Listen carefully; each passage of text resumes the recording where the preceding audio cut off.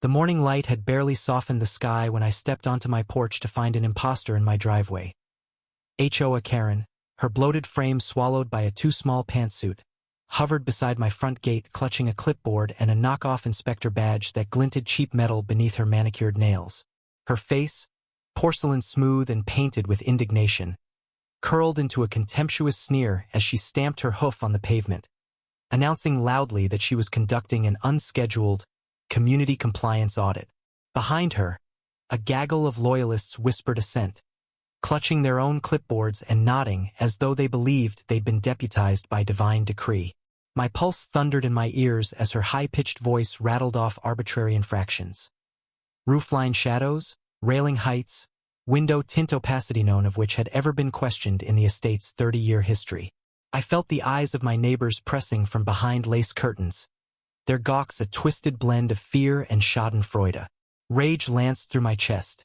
Karen's self-appointed authority reeked of entitlement and corruption, a dangerous cocktail that threatened our fragile sense of security. Yet I refused to cower. She might wield her fake badge all she liked, but I held a far stronger symbol of legitimate power stowed in my back pocket, a gleaming police chief badge issued by the county sheriff's office, earned through years of service and sacrifice. Today, I would remind her and every onlooker that genuine authority cannot be forged on paper or clipboards, but must be earned and upheld by rule of law, not by self-interest. Without a word, I strode toward her as Karen rattled off a bylaw number that I recognized as nonsensical. I tugged my coat open, revealing the star-shaped badge pinned proudly to my chest, its polished surface catching the dawn's first rays. The crowd froze. Even Karen's loyalists faltered, their clipboards wobbling in unison. She blinked, confusion and fury mingling in her painted eyes as I extended the badge toward her, voice calm but unwavering. "I'm Officer Rodriguez, Police Chief of Maplewood Township. By law, no homeowners association has the right to impersonate law enforcement or conduct unauthorized audits. You are trespassing and impersonating an officer. I suggest you step back." The hush that followed was suffocating. Karen's lips parted to retort, but then a police cruiser appeared at the end of the street, a rapid response summoned by my silent radio call lights swirling blue and red through the misty morning air. The real weight of legitimate authority broke her posture. Her shoulders slumped and the clipboard dropped from her grasp with a dull thud. In that moment, the shocking truth shattered her facade.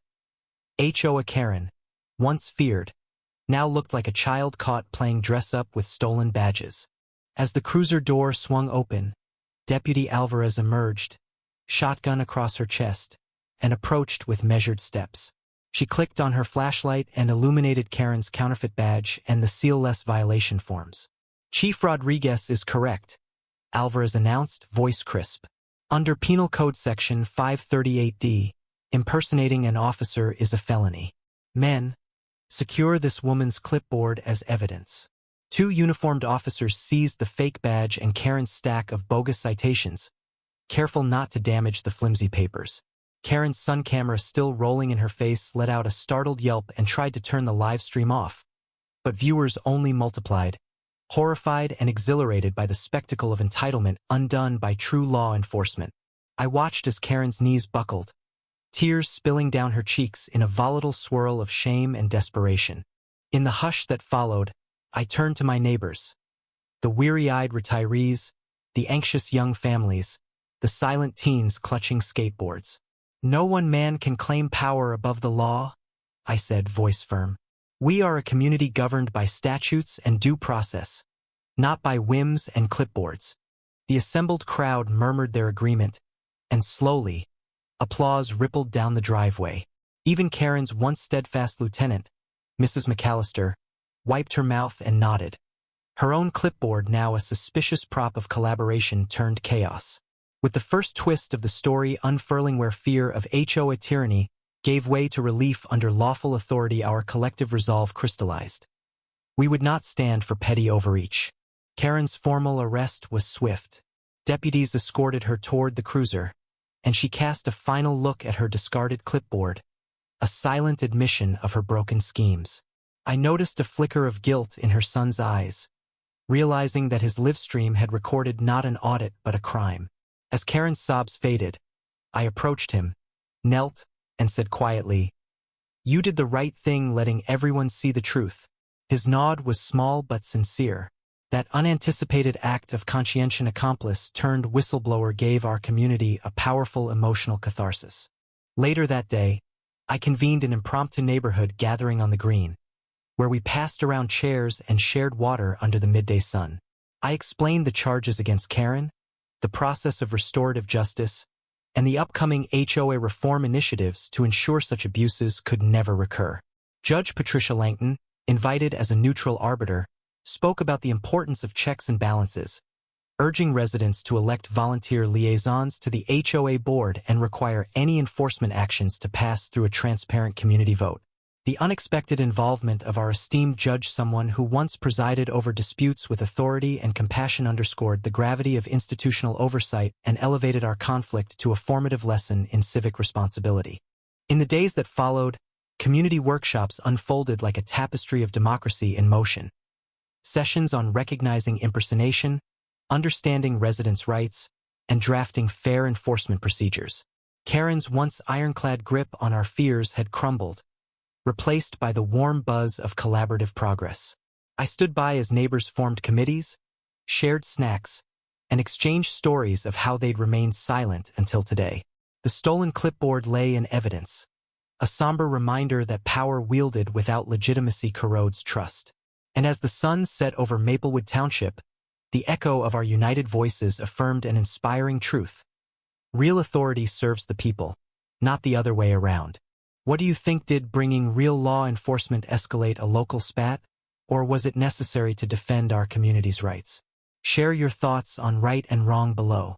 The morning after our momentous gathering dawned crisp and clear, the dew still clinging to the manicured lawns of Maplewood Township like a collective sigh of relief that justice had been served. I stepped outside to survey the scene. Neighbors were already organizing cleanup crews to remove remnants of Karen's once-feared inspection posters, transforming each torn notice into recycling bundles destined for paper drives. Children gathered around the site of Karen's impromptu podium, scrawling chalk art of scales of justice and hearts, intertwined prophetic symbols for the unity that had taken root. As I walked down the driveway, clipboard in hand, no longer for enforcement but for friendly volunteer schedules, I caught a glimpse of Mrs. McAllister placing a new sign beside the old one reading, "Community Oversight Committee meet here every Sunday." It was a humbling moment to see a former enforcer of Karen's regime now dedicating her efforts to transparency and collective governance. By mid-morning, Judge Langton arrived on her bicycle, wearing a bright yellow vest that read, "Community Justice Ambassador." She waved as she locked her bike and approached the crowd assembled on the green, coffee cup in one hand and a stack of printed guidelines in the other. Without missing a beat, she began impromptu instruction on citizens' rights under state law, clarifying the limits of HOA authority and highlighting the new checks we drafted. Her voice carried a calm authority that resonated through the clearing, and the residents listened intently, flipping through the guidelines as though discovering a sacred text of participatory democracy. I realized then that our conflict had evolved beyond a mere HOA dispute, had become a civic awakening, a microcosm of how communities everywhere could safeguard liberties through informed action. The afternoon saw a flurry of activity. Under my direction, small teams fanned out to house distribute Know Your Rights pamphlets, accompanied by colorful index cards listing relevant statute numbers and contact information for township representatives. On Elm Street, Mrs. Alvarez invited neighbors into her garage, transformed overnight into a makeshift office where they signed up for monthly watchdog roles that rotated responsibilities and prevented consolidation of power. The sense of empowerment was palpable. For the first time, I saw lifelong Maplewood residents poring over legal language and debating amendments with genuine enthusiasm rather than resignation. It was a sight I'd never imagined during the reign of fear that Karen once fostered. In the midst of this renewed civic fervor, a surprise twist emerged. As I chatted with Deputy Alvarez about scheduling the next volunteer drill, her radio crackled with an urgent dispatch.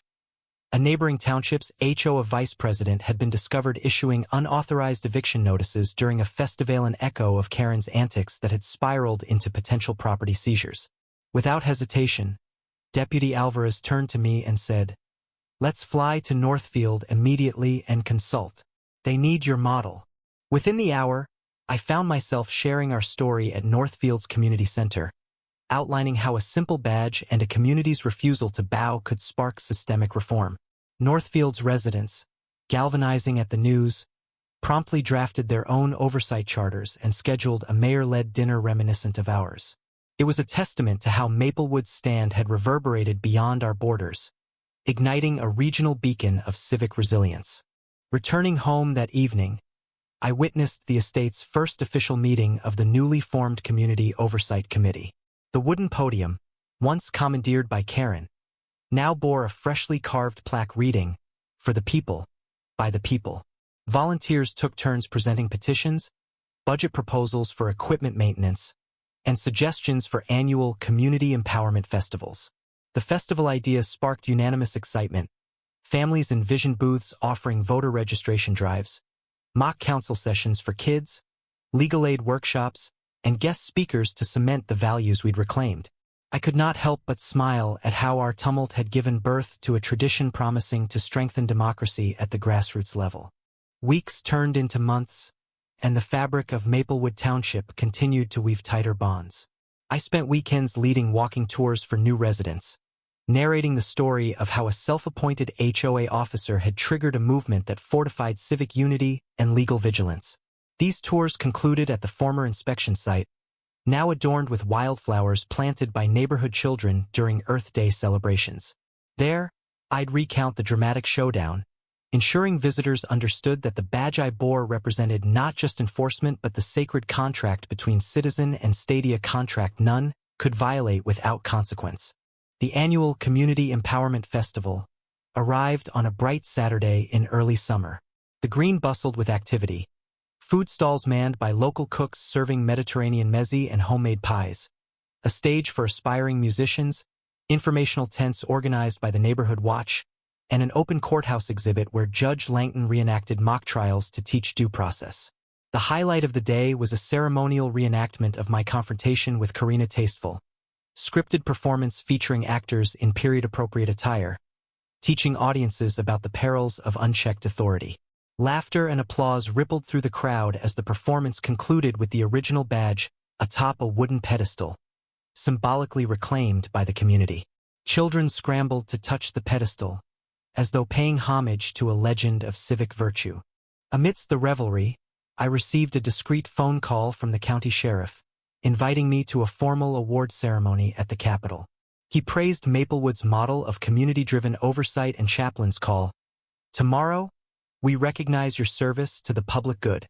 I responded with humility, stating that the real honorees were the residents who had stood together against tyranny. That night, as I prepared for the ceremony, I reflected on the sheer magnitude of our journey. From a dawn interrupted by a clipboard-wielding imposter to a legacy enshrined in annual festivals and county-wide accolades. At the ceremony the following day, surrounded by civic leaders and fellow awardees, I delivered an acceptance speech that echoed the morning's warmth.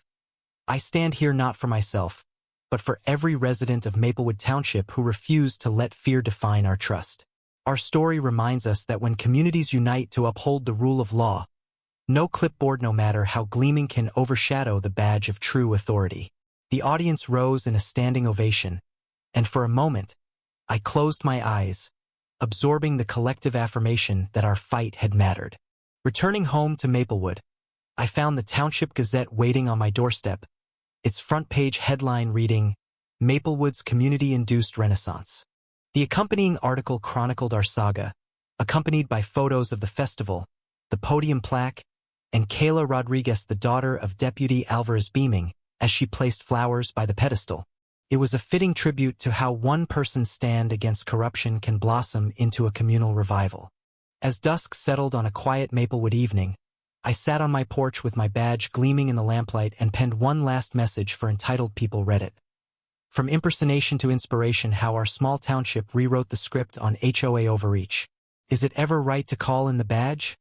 Or does that blur the lines between justice and spectacle? Weigh in on right versus wrong below. Clicking post.